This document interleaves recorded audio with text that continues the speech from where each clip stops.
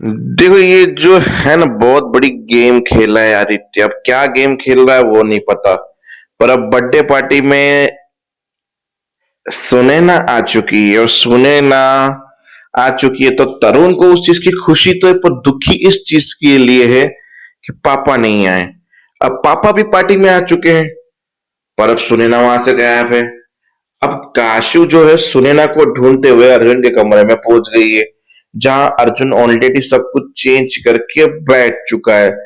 पर I think कुछ ऐसी चीजें हैं जो अर्जुन के शरीर पे रह जाएगी, जिसकी वजह से काशी को शक हो सकता है। हुआ नहीं है, हो सकता है। अब काशी सुनैना चिल्ला रही है, बाथरूम में अर्जुन और सुनैना दोनों है, मतलब एक ही है वो। अब वो अर्जुन सुनैना बन के बात करेगा या डायरेक्टली अर्जुन बन के बात करेगा, ये मैं नहीं जानता, क्योंकि एपिसोड में दिखाया भी नहीं गई है।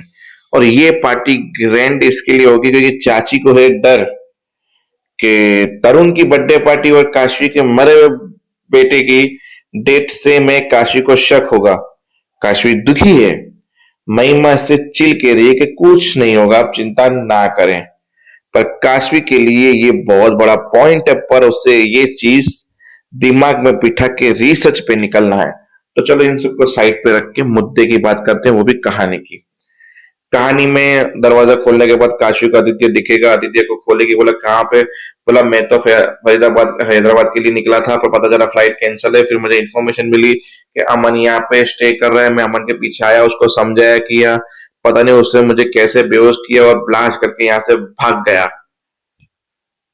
बोला फिर वहां से आदित्य को, पर आदित्य तुम्हें मुझे बोलना चाहिए था, पहले ही बोलना चाहिए था, ताकि हम लोग यहाँ पे आ सकते हैं, मदद कर सकते तुम्हारी। पर तुमने अकेले किया। बोला क्या करूं, भाई के प्यार में अंधा हो गया। तो मुझे बोला आज के बाद मैं सब कुछ तुम्हें बोल के काम करूंगा, सॉरी काशु, मेरा वो मतलब नहीं था दिल का। बोला तुम्हें यकीन नहीं था कि मैं तुम्हारी मदद करूंगी। फिर ऐसे करके दोनों के बीच में मन मुटाव हुआ। ये बात सुन ली थी अर्जुन ने, यानी कि हमारी आंटी ने। उसके बाद अर्जुन को थोड़ा अदिति के ऊपर शक हुआ, तो उसने एक सिविल सर्विस ऑफिसर पूछा कि तुम्हारा हैदराबाद में कोई पहचान वाला बोला है।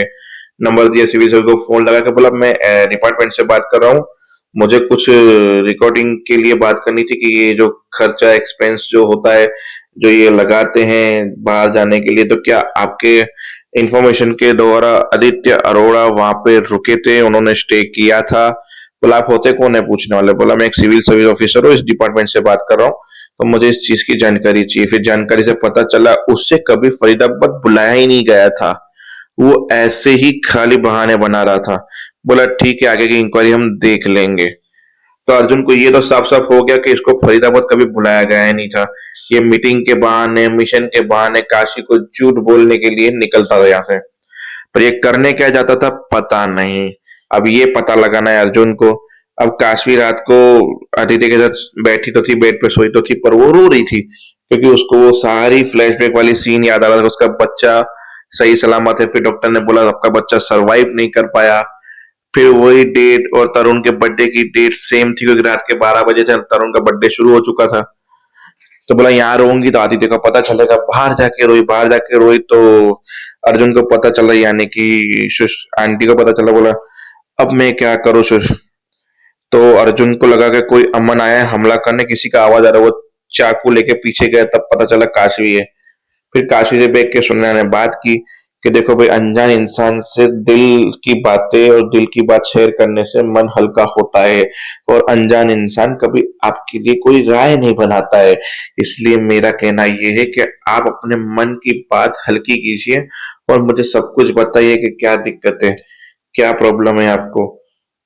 फिर बोला कि यार सही बात है तुम्हारी, तुम्हारा से मन हल्का कर सकती हूँ।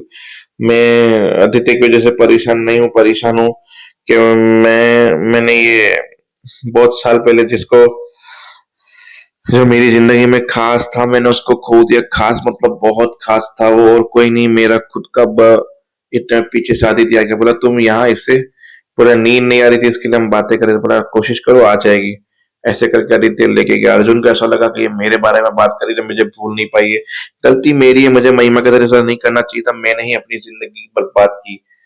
फिर दूसरे दिन पार्टी के लिए उसी सुबह में खत्म हो गया, ऑफिस ऑफिस गए। फिर शाम का टाइम हुआ तो उसको दवाई दे दी।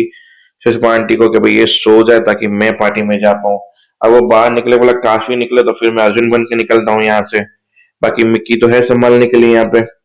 फिर काशी ने बोला मेरे यहाँ पिनअप कर दो। काशी का जब पिनअप करने गए तो काशी को टच करने के बहाने अर्जुन की फीलिंग काशी को पता चल रही थी कि यार तुम जब भी टच करती हो मुझे जाना पहचाना सा टच लगता है तुम्हारा, पता नहीं क्यों।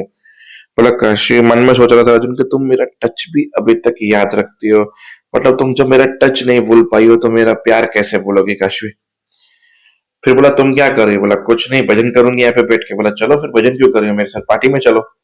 अब वहीं पे एपिसोड खत्म होगा, क्योंकि अब ये पार्टी में जाएगा कैसे। इससे पहले अर्जुन सुबह में गया था तरुण के पास केक लेके, उन्होंने केक काटा, फिर महिमा ने तंट मारा, तुम्हारे पापा इसलिए सुबह सुबह केक काटेंगे, रात को ये मिशन पे जाएंगे, तुमसे मिल नहीं सकते। बोला नेगेटिव सोच नहीं रखते बच्चा, तुम्हारा बर्थडे तो मैं तुम्हें एक सोच बताता हूँ कि हमेशा सोचो तो पॉजिटिव सोचो, नेगेटिव कभी भी मत सोचो, इसलिए सब अच्छा होगा और पक्का तुम्हारे पापा तुम्हारे बर्थडे में आएंगे। बोला जरूर जरूर आना। ऐसे करके उन्होंने विश कर दिया। फिर देखते कि अब अर्जुन जब सुनैना बन के वहां पे जाएगा तो अर्जुन और सुनैना के गेटअप में किसका पर्दाफाश होगा, आई डोंट नो। मिलते हैं नेक्स्ट वीडियो में, तब तक के लिए जय हिंद।